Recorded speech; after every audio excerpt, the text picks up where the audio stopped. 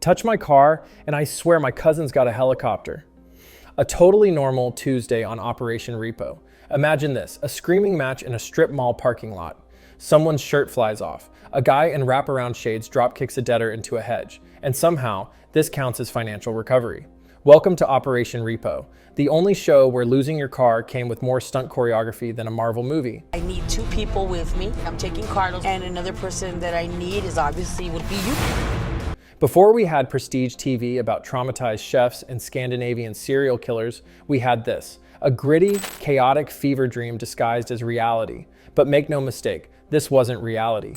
This was a telenovela on Red Bull. It was Judge Judy with a chokehold. About playing, baby. Then, Matt's secret agenda.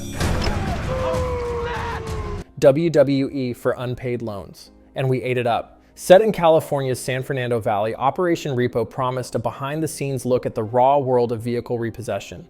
What we got was slow-mo fights, flying fists, and Sonia Pizarro screaming, "Pay up, bro," like a Repo version of Thor. For a moment, This isn't what we planned for! But who will try to force him off? Wait! Stop! a loud, chaotic, glorious moment, it worked. The show was true TV's darling. Viral clips exploded online. There were memes, drinking games, and a movie spinoff so unhinged it included a kidnapping plot. But under the surface, a darker story. A show that blurred the lines between fact and fiction until there was no line at all. A cast fighting on screen and off. I need to unplug it. The only way to get this thing out of the water is to deflate it. And the ultimate irony, the Repo Queen herself caught stealing. On camera. This is the rise and spectacular unraveling of Operation Repo, the show that started as a guilty pleasure and ended as a cautionary tale in cargo shorts. In the beginning, Operation Repo wasn't a TV show. Dad, thanks, Lam, I can do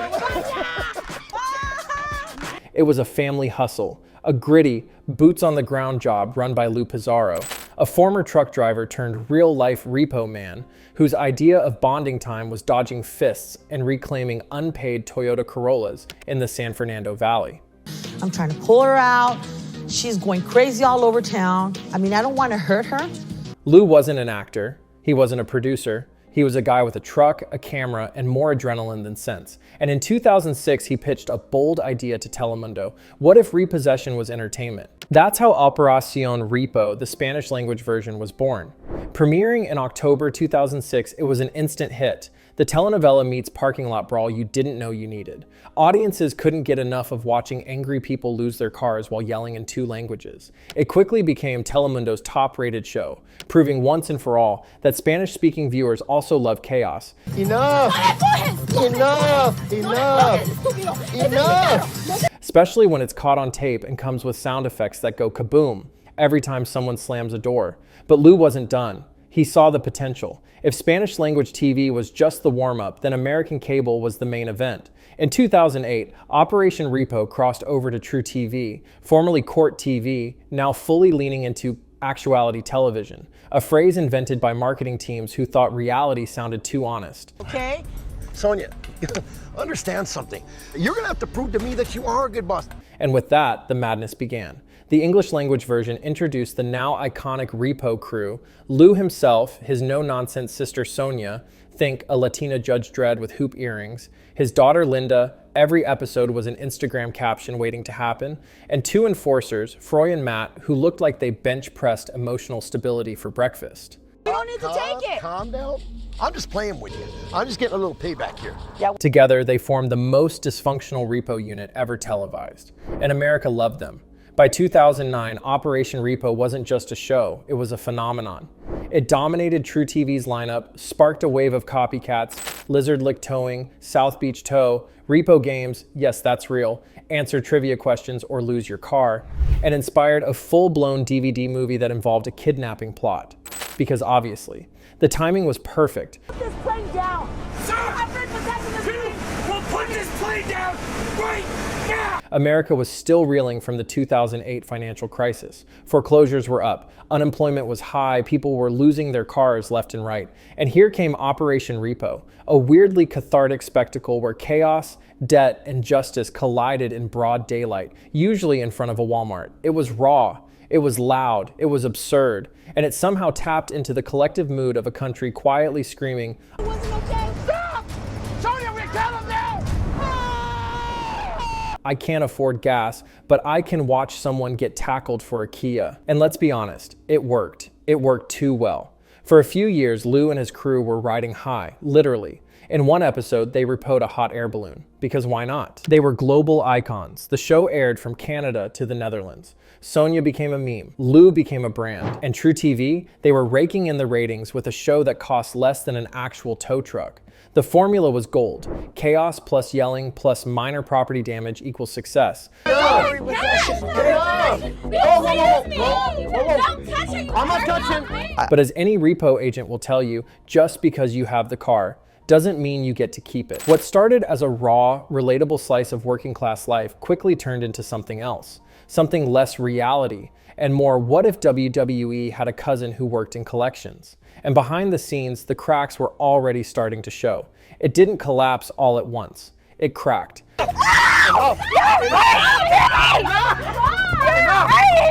Not because viewers suddenly became media scholars, but because at some point, everyone asked the same dumb, unavoidable question. Why is this guy fighting a repo agent in a clown costume? That was the moment. Because once you notice that, you start noticing everything else. The confrontations weren't messy. They were rehearsed. The yelling didn't interrupt scenes. It hit its mark. People didn't react like panicked debtors. They delivered monologues. Slowly, painfully, it dawned on viewers. This wasn't reality TV. This was repo theater. For years, Operation Repo had hidden behind one magical phrase in the opening credits. Your pics already? All right, I'm gonna go check it out, okay? Based on real events, which in TV language means this didn't happen like this, but something vaguely annoying once occurred near a car. The truth? The show was fully scripted. The debtors were hired actors. The fights were choreographed slapstick, closer to pro wrestling than repossession. And once the internet smelled blood, it went feral. Reddit threads exploded, 100% fake. Same actor in 3 episodes. My cousin was on this show. He's an improv comic. People paused frames, compared license plates. Operation Repo accidentally turned its audience into detectives. Yeah. Okay, I'm gonna block it in, okay? Ready? Are you up? Are you ready? Let's go. And the show itself into a crime scene. Even critics joined in. Reality TV journalist Andy Dennart called it fiction dressed as reality and mocked True TV's use of the word actuality, suggesting it was invented because lying tests poorly in focus groups. The network barely pushed back. One exec shrugged it off as our version of reality, which is a wild sentence to say out loud. But instead of pulling back, the show did the opposite. It escalated. Subtlety was abandoned. Plausibility was buried in a ditch. Operation Repo jumped the shark so aggressively it cleared the Pacific Ocean. They repoed a hot air balloon mid-air because nothing says financial consequences like sky-based nonsense. They staged a fake heart attack for Lou Pizarro. Sirens, cliffhanger, emotional swelling music, only for it to later come out that it was scripted. They ended the series with a helicopter-assisted yacht repo, complete with armed criminals and action movie chaos. At that point, Operation Repo wasn't pretending anymore. It wasn't hiding the fakery. It was celebrating it. All right, sweetness, let's go. Dude, this is awesome.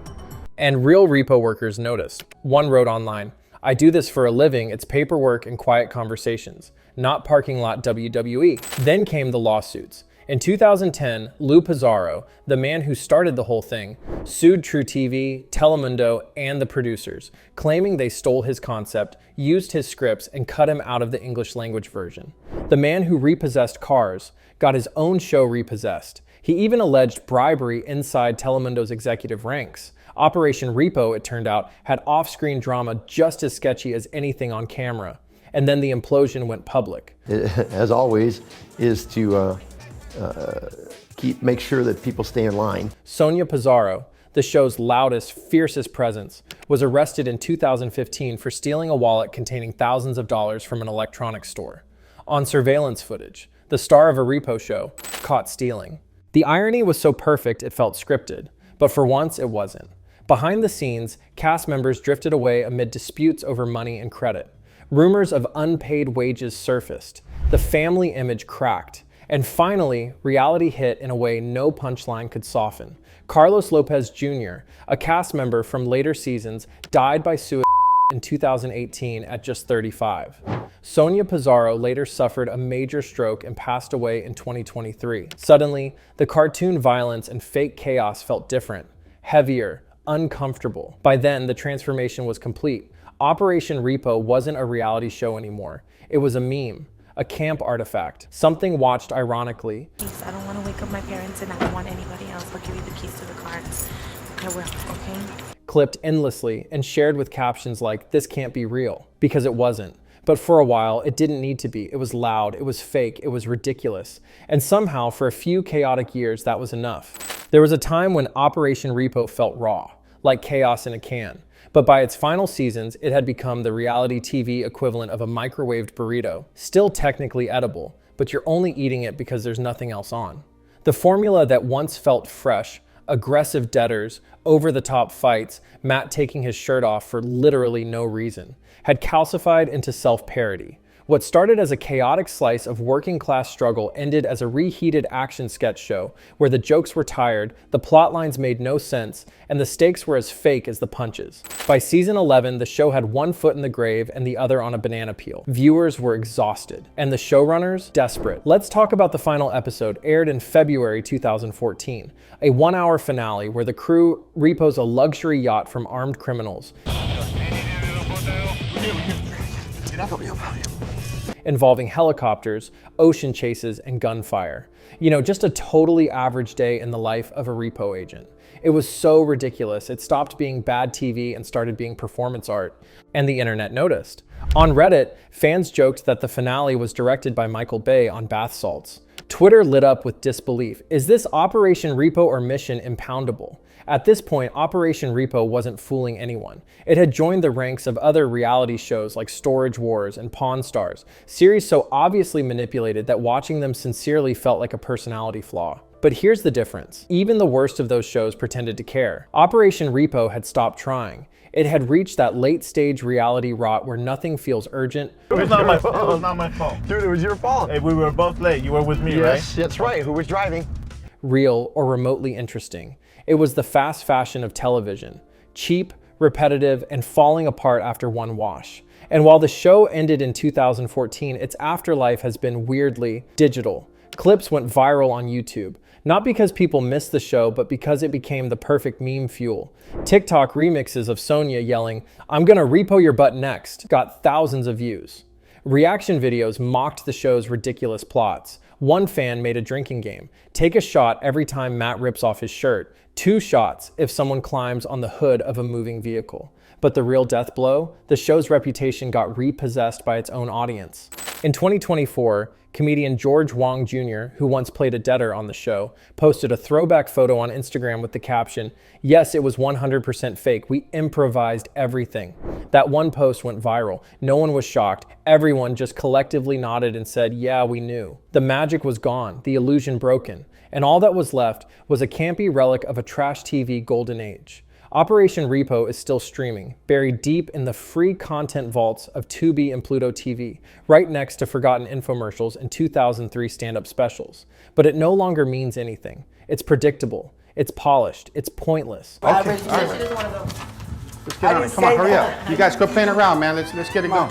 What once felt like chaos now feels like a pantomime, a loop of fake confrontations and bad acting, endlessly repackaged for a nostalgia market that knows better, but hits play anyway. Why? Because deep down, some part of us still wants to see a grown man get tackled for a '98 Corolla. Operation Repo wasn't reality. It was performance art in cargo shorts, and for a brief, glorious moment, we believed in it.